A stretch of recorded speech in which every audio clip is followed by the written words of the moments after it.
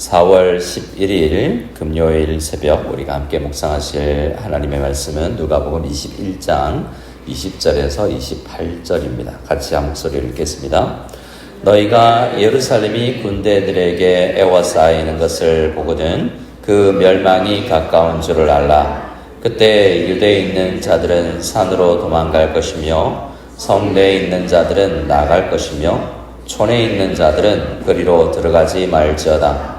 이 날들은 기록된 모든 것을 이루는 징벌의 날이니라.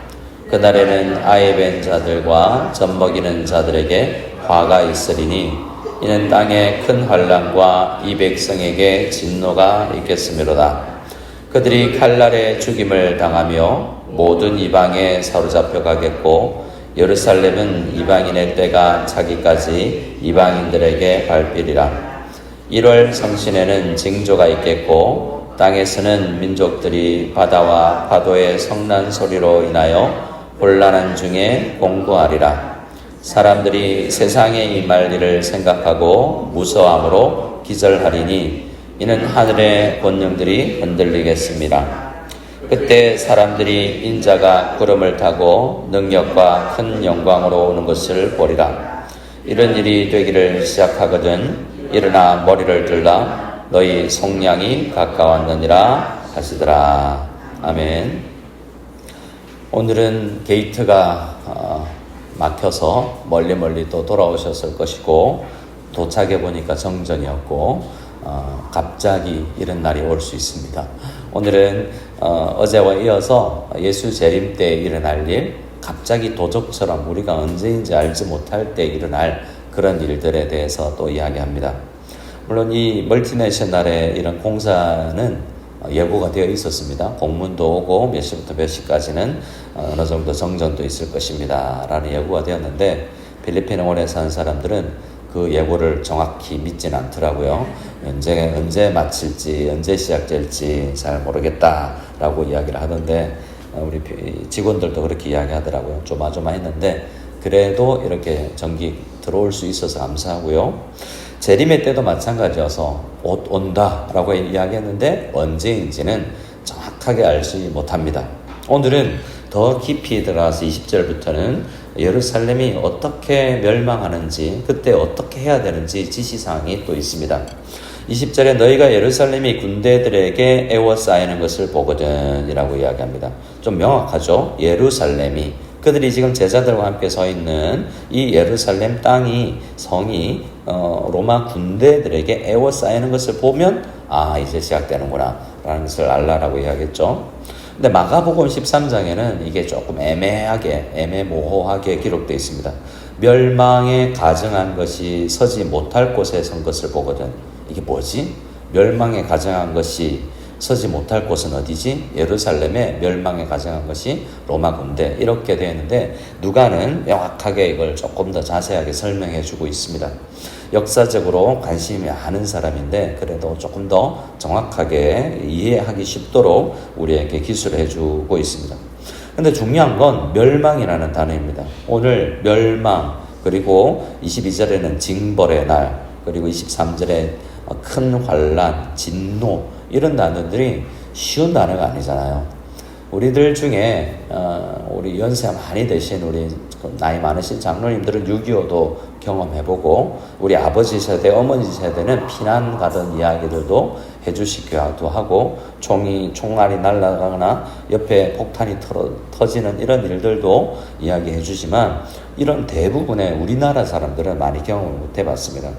하지만 지금도 전 세계는 전쟁이 있고 정말 징벌의 날, 큰 환난, 진노 이런 건 IMF나 경제적인 위기 이런 거하고 비교할 수 없을 정도로 큰 날이죠. 보통 그런데 전쟁이 일어나면 이때는 전쟁과 관련된 날이지 않습니까? 전쟁이 일어나면 조선시대나 이 2000년 전에 이 시대는 전쟁이 날 것을 대비해서 어떤 구조물을 만들어 놓습니다. 어떤 걸 만들까요? 네, 새벽이군요. 성을 만듭니다. 저희 고향에도 진주성 굉장히 유명합니다. 아주 잘 보존되어 있는 성 중에 하나인데요. 백성들이 이 김시민 장군과 함께 진주성에 들어가서 농계도 들어가고 뭐 이렇게 해서 성을 지켜내지 않습니까? 성에 들어가서 이 성 안이라도 성 밖은 불타더라도 성 안에 있는 것들만이라도 지켜내기 위해서 먹을 거 들고 백성들은 일단 성 안으로 들어가게 되어 있습니다. 근데 21절에 보면 멸망에 가까운 전쟁이 일어날 텐데 그때 유대에 있는 자들은 어디로 도망갈 것이며 산으로 도망갈 것이다 라고 이야기합니다. 예루살렘은 지금도 성벽이 서 있고 여러분 성전 안에 이를 둘러싸고 성벽이 있습니다. 근데 그 안으로 들어가서 지켜야 됩니다. 대부분 이 다윗성, 예루살렘 성은 난공불락의 성이어서 굉장히 큰 요새와 같은 성입니다. 그런데도 불구하고 다른 산으로 성 안으로 들어가지 말라라고 이야기합니다. 성 내에 있는 자들은 오히려 21절 중간에 성 내에 있는 자들은 어떻게 하라고요? 나가라. 성 안에서 밖으로 나가라라고 이야기합니다. 그래서 그리고 또 촌에 있는 자들도 예루살렘 성으로 들어가지 말고 산으로 들러 멀리 도망가라라는 겁니다. 성 내 전쟁이 나면 성 안으로 들어가는 방법도 있고 이렇게 성 밖으로 도망가는 방법도 있습니다. 성 안으로 들어가면 어떻게 됩니까? 생명도 보존할 확률이 높고 또 그 적어도 성 안에 있는 물건들은 지킬 수 있으니까 금은 보아 몸에 지닐 수 있는 것 정도 들고 오면 그거 지킬 수 있지 않습니까? 근데 성 밖으로 도망간다는 것은 일단 다 잃어버릴 수 있습니다. 성 안에 있는 것도 불탈 수 있고 거의 남아나는 게 없습니다. 목숨만 유지할 수 있다 정도죠. 그러니까 이 날은 성 안으로 들어갈 정도가 아니라 모든 것이 불타 없어질 수 있는 마지막 때를 이야기하는 거죠. 그래서 예루살렘이 이렇게 멸망할 것을 이야기하는데 실제적으로 AD 예수님 이후에 AD 70년 정도에 이렇게 예루살렘 성은 진짜 지금도 통곡의 벽이라는 성벽 일부만 남아있지 성전도 다 무너지고 다 불타버리고 지금까지도 그런 상황입니다. 그때 무너졌던 것이 지금도 재건이 되고 있지 않은 것이죠. 정말 징벌의 날이고 22절에 성경에 기록된 모든 것이 이루어지는 마지막 때, 예수 재림의 때를 이야기하는 것입니다. 그런 날에는 아이 벤 자들, 젖 먹이는 자들에게 정말 힘든 날이요. 보통 사람도 힘들겠지만 그런 사람들에게 아이 벤 사람들, 임산부들 뒤뚱뒤뚱 걸어야 되는 말 빨리 그러면 안 되는데 그 사람들 더 힘들겠죠.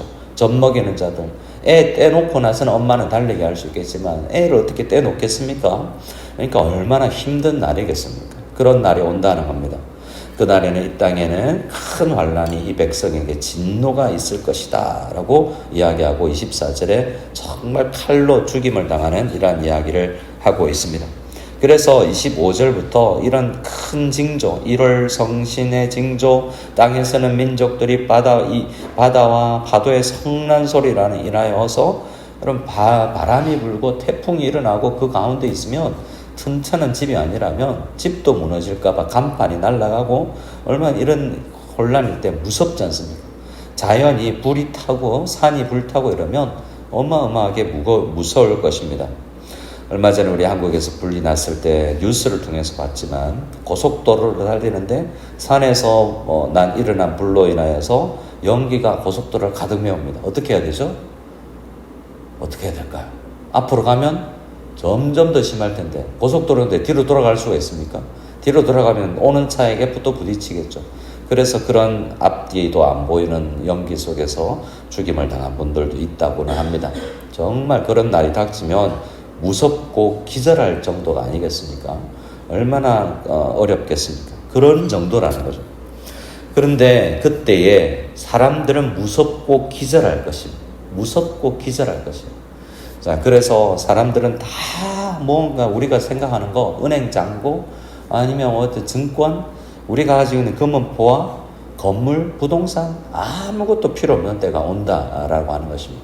그러니까 무섭죠. 우리를 지켜줄 것으로 생각했던 그것들. 지금 이스라엘 사람들, 유대인들에게는 성전이 마지막 최후 보루입니다. 이것 있어야 다 잃어버려도 성전만 있으면 되는데 성전을 둘러싸고 있는 성 안으로 들어가면 안 된다고 이야기하니 성전도 불탈 것이라는 것 아닙니까? 이스라엘 백성들에게 최후의 보루라고 할 수 있는 그것도 없어지는 날입니다. 근데 백성들은요, 다른 이스라엘 사람 아닌 사람들이나 신앙생활 안 하는 사람들은 성전 까짓 거 뭐 없으면 어때? 내 돈만 있으면 되지. 금덩어리만 하나 있으면 내가 인생 다시 시작할 수 있다. 이렇게 생각하겠지만 그것도 아니라는 겁니다. 세상에 모든 사람들이 신뢰하고 있고 안전을 보장할 수 있는 그 어떠한 국가와 안전 보장도 없다라고 이야기합니다. 그러면 어떻습니까? 무섭죠. 야, 이거는 이 문제는 해결할 수 없구나. 우리가 돈이면 웬만큼 다 된다고 생각했고 권력이면 웬만큼 다 된다고 생각했지만 이 문제 앞에서는 그 누구도 무서워하지 않을 사람이 아무도 없다. 예수 재림의 때에 그럴 때라라고 이야기합니다. 그런데 우리는 어떻습니까? 아무것도 없어도 우리는 예수가 있어서 이 예수님을 만나는 날이기 때문에 무서워할 필요 없다라고 이야기합니다. 27절 28절을 읽어보겠습니다. 그때 사람들이 인자가 구름을 타고 능력과 큰 영광으로 오는 것을 보리라.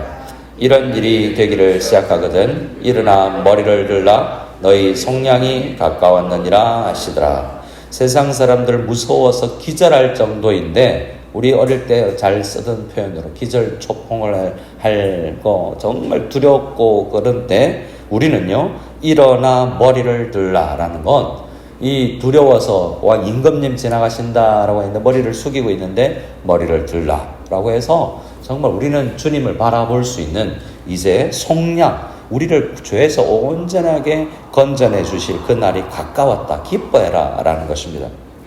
그래서 우리에게 있는 거 우리가 소중하게 생각하는 거 아무 의미가 없을 정도로 그분이 오는 게 엄청 좋게 될 것이다. 지금 잘 생각 못하겠지만 여러분 그런 것과 같죠. 어린아이들이 소꿉장난합니다. 어릴 때 모래사장이나 진흙으로 집도 만들고 자동차도 만들고 저희가 어릴 때는 고무신이 정말 맞는 장난감이었어요. 고무신을 뒤꿈치를 앞으로 말아 넣으면 자동차가 되고 또 그게 물로 떠서 진흙하고 만들어서 엮여서 집도 만들 수 있고 그래서 동네 여자아이와 소꿉장난을 하면 파이도 만들고 집도 만들고 여보 밥 드세요 이러고 재미있게 시간 보냅니다. 그런데 진흙파이 만들어 놓고 진흙으로 된장찌개 끓여 놓고 있는데 엄마가 부르죠. 누구야 된장국 끓였다 와서 밥 먹어라. 어둑어둑 해가 지면 자 그거 장난감 물론 그때는 이게 너무너무 아깝고 이거 부서지면 안 되는데 걱정이고 오늘 정성 들여 만들어 놓은 장난감 내일 흙으로 만든 것들 내일까지 지켜줘야 되는데 어른들이 지나가면서 밟아버리기도 하고 뭐 이렇습니다. 근데 집에 가면 진짜 더 좋은 게 있죠. 어릴 때는 내가 가지고 있는 금은 보아 이게 부동산 이런 게 진짜 좋고 하늘 날아가는 거 천국 천천히 가면 좋겠다. 이 땅이 얼마나 좋은데 아직 비행기 타고 안 가본 것도 너무 많고 이 땅에 있는 걸 엄청나게 우리는 좋아하고 저도 그렇기도 합니다. 근데 성경은 인자가 온다. 그날이 되면 아무것도 필요 없고 빨리 엄마 집에 들어가서 빨리 손 씻고 엄마가 끓여준 된장찌개 이 두부 송송 썰어져 있는 이거 먹고 즐길 수 있다. 엄마 품에 안기는 게 제일 좋다라고 이야기합니다. 머리 들라. 이 땅의 거 너무 바라보고 살지 마라. 인자가 구름 타고 큰 능력과 큰 영광으로 오는 것을 볼 것이다. 머리를 땅으로 잡았고 땅의 것 보지 말고 머리를 들고 하늘을 보고 주님을 보아라. 이것이 우리 그리스도인들에게 있는 영광이고 소망입니다. 우리 어렵고 힘겨운 때들이 있을 텐데 그럴 때마다 머리를 들어 하늘을 바라보는 우리가 될 수 있기를 소원합니다. 가끔 말씀드리지만 나이가 들수록 시력이 나빠지는 것은 이 땅 그만 보고 하늘 좀 보라 라는 그러한 하나의 징조다라는 것을 보고 개인적 종말이 다가오는 점점 골다공증, 당뇨, 각종 혈압 점점 몸이 안 좋을 때 징조 1월 성신의 징조가 내 몸에 일어나고 있구나. 주님 만날 날이 가깝다라고 생각하고 무서워하고 기절하지 말고 주님 만날 날이 다가옵니다 라고 한편으로는 생각할 수 있는 믿음의 사람들 다 될 수 있기를 소원합니다. 아멘.